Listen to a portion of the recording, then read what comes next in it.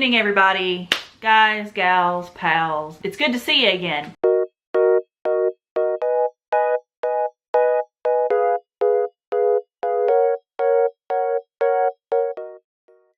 I am kind of just in a casual mood right now. My shelves are in disarray. I know they look fine to you probably, but I am going to reorganize them by publisher. I did a poll on the community tab, so if you want to be able to vote on stuff like that. And the last time I looked at it, people did want to see. I'll go back and check before I film, but I'm probably going to do it anyway regardless, just because I want to. But that was the deciding factor if I was going to make a video of it. I think it would make my brain be able to see what I'm actually reading instead of just what I'm buying or what I think I'm reading.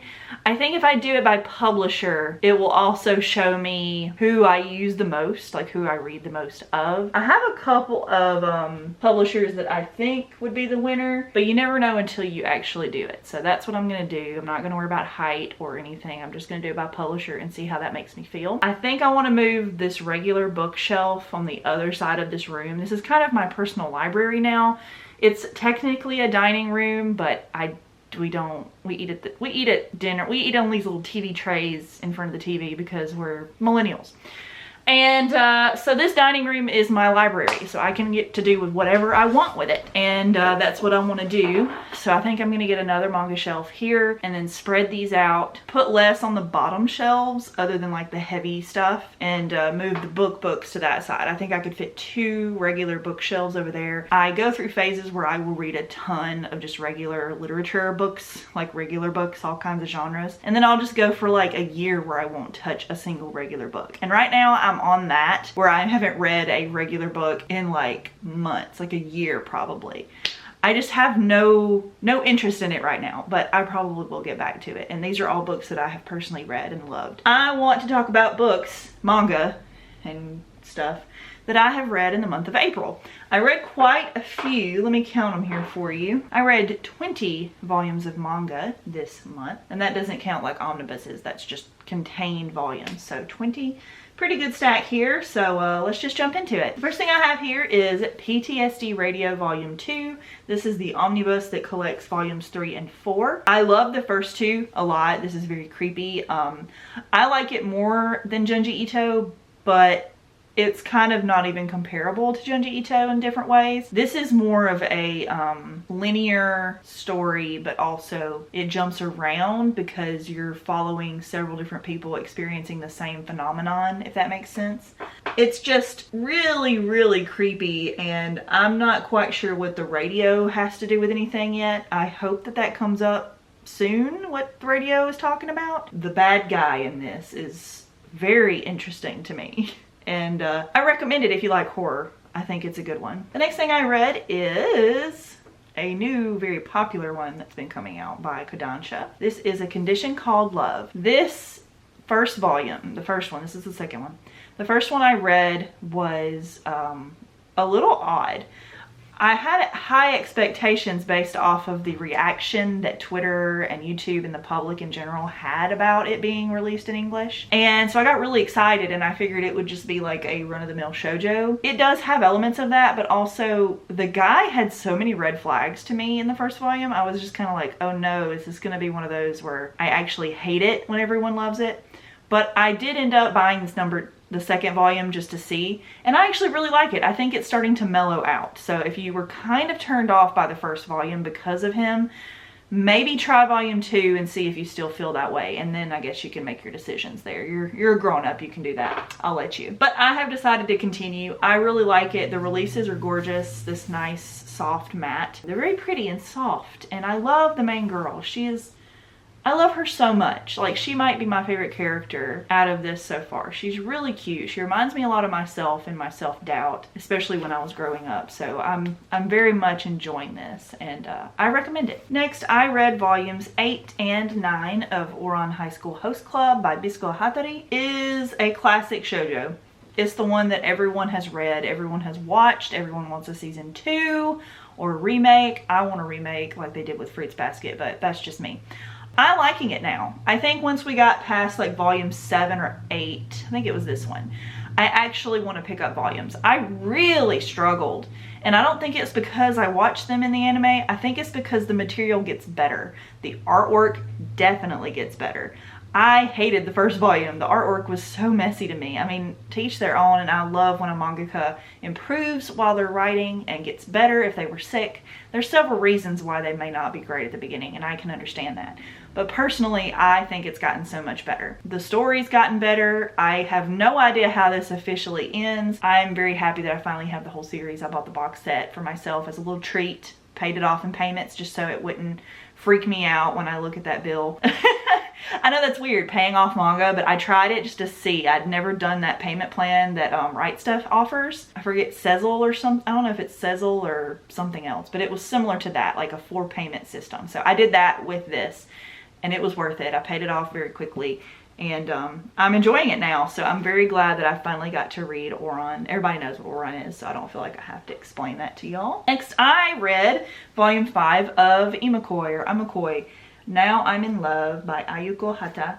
This is so sweet. As soon as I get these, I read them every single time. I can't just let it sit on my shelf, and because I can't stop thinking about Satomi and Yagyu. I love Yagyu. He is such a cool character. I love his design. He's so interesting to me. And Satomi is precious, and she really cares about him, and she trusts him. And it's just so refreshing and sweet. And I think they've tried to throw in some competition for her in this volume, or the one before, I can't remember. And I love how they are, how they talk, and how they communicate, and how they love each other. It's just really refreshing to me in a shoujo, and I do recommend it if you're curious. The next couple of volumes that I read are volume 11 and 12 of My Hero Academia Vigilantes. This series is fantastic. I am so happy that I am pretty much up to date. I think I have one more volume left until the newest ones come out, and my husband loves it. He told me to read it, so I read it, and it did take a long time for me to like it also. I think like volume 8 again was when I actually really started wanting to pick these up and didn't just plow through it because I had to. These are the ones that I really love. It got so good to me. Some people have loved it the whole way through. Personally, it took me a little longer, but I am in it for the long haul, and I hate that it's about to end, but I think it was worth the ride, just personally. The villain is great. I love our characters, and I can't wait to see if the pair gets together at the end. So yeah. Next, I have volume 2 of Love and Lies. This is a series that I've talked about on my channel a few times, so you're probably familiar with it by now. Or if you've never heard of this, it's just a story about, it's kind of a harem, but not like a huge harem. He's just got like 2 or 3, I guess a love triangle, maybe a rectangle. I'm not sure yet. We're still filling out that part of it. And he's got to decide between 2 girls, basically. He is living in a dystopian type futuristic Japan where the government, when you turn 16, the government sends you a notice where you are told who your spouse is going to be and who you're going to have kids with. That's the world that he lives in. And so he gets told that this is his new person, but he's in love with this other one, and she's in love with him, and it's like a big mess. It's a big old mess, but I love it. I love it. It's so funny and it's so fun, and it gets a little tense, like a little bit of sexual tension, but not creepy or weird at this point. It's just silly and fun. The next thing I read is volume 10 of Mao by Rumiko Takahashi. This is a fantastic fantasy series. It feels dark, it feels fun, it feels suspenseful. There's a little bit of mystery in here. I love everything that I've read by Rumiko Takahashi. Different levels, of course, but everything I have loved. And this one's no different. I absolutely love Mao. I love Nanaka. I love the little side characters, the little girls that help with the doctor's office. I love everything about it. I think it's so fun. I do, however, have a favorite character who I'm in love with now. It was officially decided in this volume, I think. It's this guy right here. He is my favorite character. I can't even remember his name. Oh my god, that sucks. But he is my favorite character. He's adorable, cute, funny. I like him. So I can't wait for the next volume. These come out really fast, and so I just read them instantly. Very quick to read those. The next couple of volumes I read are volume 2 and 3 of Crossplay Love Otaku X Punk by Toru. This Okay, if you're looking for a wild ride, this is for you, because every single volume it's like, oh, but he knows who she is, but she doesn't know who he is, and he doesn't know her, and they don't know him, and he doesn't understand that he's in love with a guy actually, but she's a girl but dressed up as a guy, and he's a guy dressed up. It's wild, but it's fun. I love it. I think the humor is great. I think that the guy characters that are friends with our main dude here are hilarious. I don't know why he's friends with them. He acts like he doesn't like them, but he kind of gives me Bakugo vibes. That personality mixed with this nerdy, oh, it's kind of like Bakugo and Midoriya now that I'm saying that. Sorry, this is not a stand-in for those characters, but they do have very similar traits to those people. And one of them falls in love with the other one as a girl, so he dresses up as a girl because that's how he feels comfortable talking to the girl. So it's just, it's a mess, but it's fun. I recommend it. So far there's only 3 volumes out, but I will be continuing the series. They have these okay spines, but the covers are really cute. The next volume I read was one that my husband picked out at Walmart of all places. They've started getting a decent manga section, and they're a lot cheaper than going to the bookstore. It is volume 1 of Die Dark. This is by Q Hayashida. I had no idea. Like, reading the description, it doesn't really tell me what I needed to know about the vibe of this series, because the artwork is so gritty. It's gorgeous, okay? Hear me out. It's very seinen-esque in the art style. Gruesome and bloody and gross and beautiful, like the way that it's drawn. There's so much detail in every single panel. I'm like flipping through it and just astounded at every little line that has been drawn. You can tell that this creator gives about their work, and I loved it. But I will tell you, because no one told me, it's hilarious. This is actually like a comedy, I think. I think it's a comedy. I thought this was just gonna be like a gory, bloody action manga. No, it's a comedy. They're in this like crazy world where everything sucks, but this character is just like la la la la la, and it's so funny to me. I thought it was great. I can't wait for my husband to read it, and I can't wait to pick up more volumes of it. And it makes me want to read Dorohedoro because same creator. The next thing I read, y'all are gonna really judge me for this one. I've started picking up a series that I have no way of knowing if I'll ever finish collecting all the volumes because they're so hard to find. And that is Kimi ni Todoke. From Me to You by Karuho Shina. This was good. I really didn't know what it was about. I knew that the girl kind of looked like the girl from The Ring, and that was like the only part of it I knew. And that it's a really long, hard to find series. I liked it. It's really sweet. I'm really curious how in the heck they're going to go that long with this story, because a lot of shoujo that I read is like maximum 15 volumes. So it makes me want to read it more, because I have never read a shoujo series that long, just to see how they do it and see if it's something I actually like.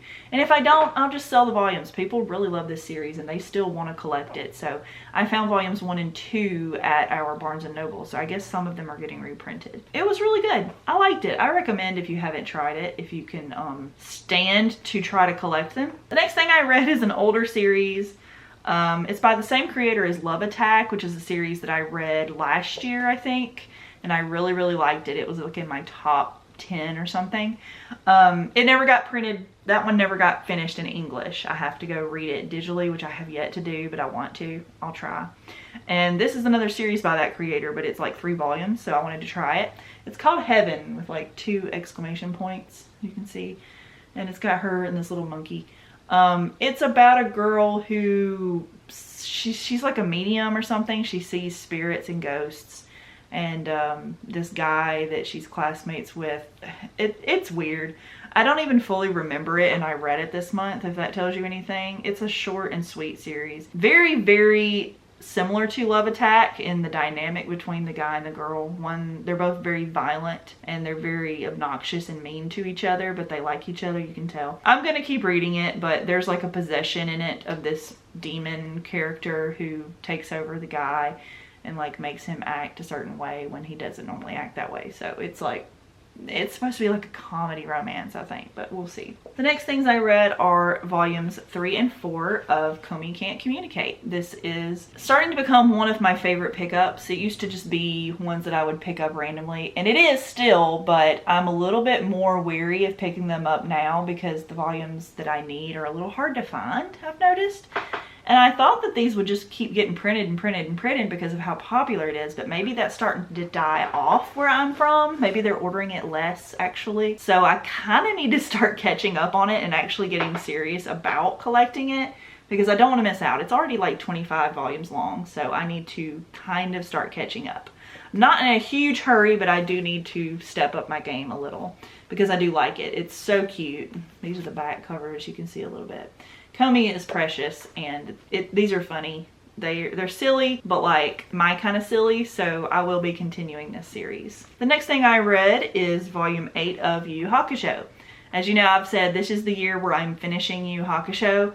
I do need to keep going. I kind of stopped at volume 8. I still have about 10 or 11 to go. Yeah, I have like 11 to go.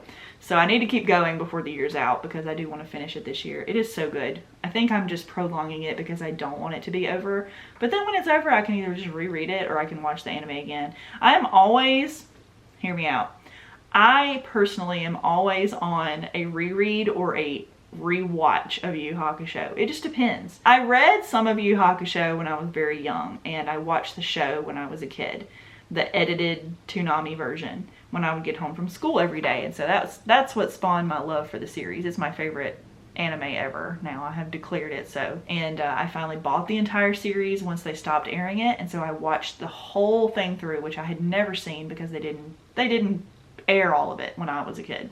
At least not that I saw. I finally finished it, and then I went a couple years, found a guy, dated him, and that ended up being my husband. So we watched it again, and then a couple years later, I've started picking it up again, so I'm reading it, and then we rewatched it like a few months ago, and now I'm reading it, and then I'll probably wait a few months or maybe a year and then rewatch it. So I'm just always going back and forth with this series because it is so good to me.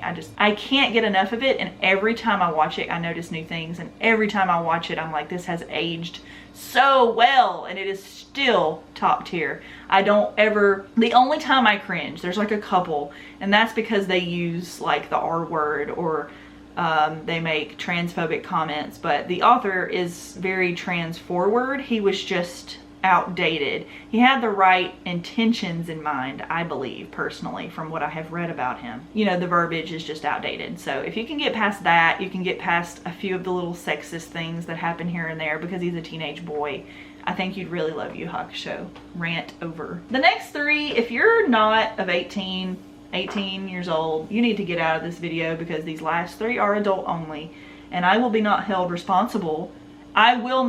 be held responsible if you watch the rest of this video and you are underage. That's just how it's going to be from here on out. I'll try to keep the stuff that's adult at the very end for that reason. But if you're a minor, thank you for watching. First, I have volume 2 of Ladies on Top. This is by Neji Ganameta, and I was really worried they were going to take a really long time to put out volume 2 of this because the other ones I feel like from this same steamship line have come out quicker, but it came out pretty fast. I love this. It's a huge print, very large, so I can see everything in its glory. It's just about a guy and a girl who are dating, and they find out that she actually likes to be a top and he actually likes to be a bottom, and there's nothing wrong with that ever. They've just felt society-wise that they cannot take those roles, but with each other they're starting to explore that, and it's just really sweet. It's actually pretty freaking wholesome, but it's also sexy, and there hasn't been like too much like visually adult in this, but it is very adult material, and I know that it will get that way eventually. I have a feeling we're gonna get to see some stuff, but it's rated like 18 so far. It's like not pornographic, if that makes sense. The next thing I read that's adult material, gosh y'all, why am I doing this to myself? I read the second omnibus with volumes 3 and 4 of Booty Royale, Never Go Down Without a Fight by Rui Takato. This is so bad. Like, my husband's reading it now because I keep telling him it's freaking crazy and I just want him to suffer with me. We own so many volumes of this because when we see it, we snatch it up because it's hard to find. And I think it might be going like in hiatus or being canceled. I'm not sure what the story is, or maybe he's gonna wrap it up really quickly. Either way, I feel like this series is not going to be easy to find within the next few years, so we're just grabbing them when we see them. So that means I have to read them because I'm a completionist on that. The series is gross. It is adult themed, which is fun. I love adult themed stuff. That's not the problem. I can handle the industry in which this is taking place. It's the sex industry in different ways. Some girls are just models with suggestive clothing. Some girls are full nude models. Some girls are porn stars. Some girls are very extreme porn stars. Some people are call girls and escorts and those types of things. There's so many different avenues of that world that are in this, which I love. This is technically a manga, but it's printed like 8.5 by 11, like a trade paperback.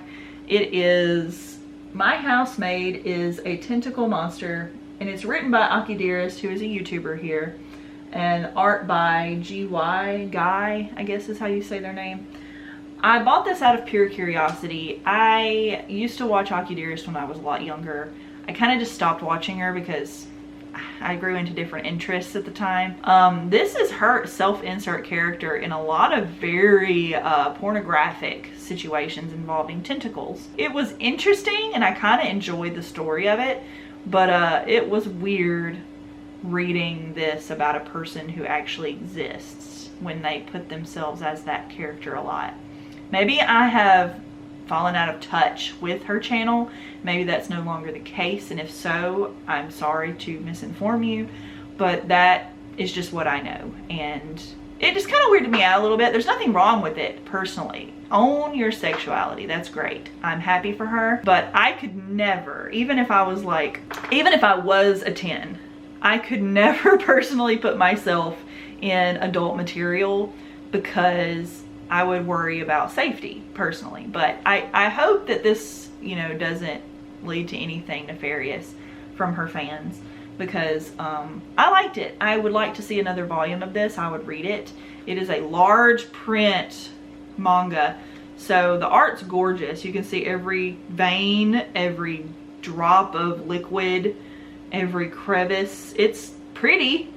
It's just very large and interesting. It was good. I say give it a try if you're a fan, or if you just want to try it out. But yeah, I'm so sorry. Anyways, thank you guys so much for watching. Remember, like and subscribe, okay? Let's say it together. Like and subscribe. Sorry, I'm feeling a little silly today, but yeah. I love you guys so much. Thank you so much for subscribing and being part of my channel and just viewing this. If you have not subscribed, I do appreciate your views. Subscribing really just gives me motivation to keep going. I have grown a lot in the past year, and that is so exciting because I feel like I've been doing YouTube for years on various channels. I've muted videos and I've changed channel names. I've changed a lot of stuff, trying a world that I want to be a part of, and then finally finding the one that I like, and picked my niche, I guess you could say. It's very important to pick a niche, by the way, and I'm very happy that there are people who actually watch my content or act like they want to watch my content. But yeah, thank you guys. I really appreciate it. I'll see you in the next video. Bye guys.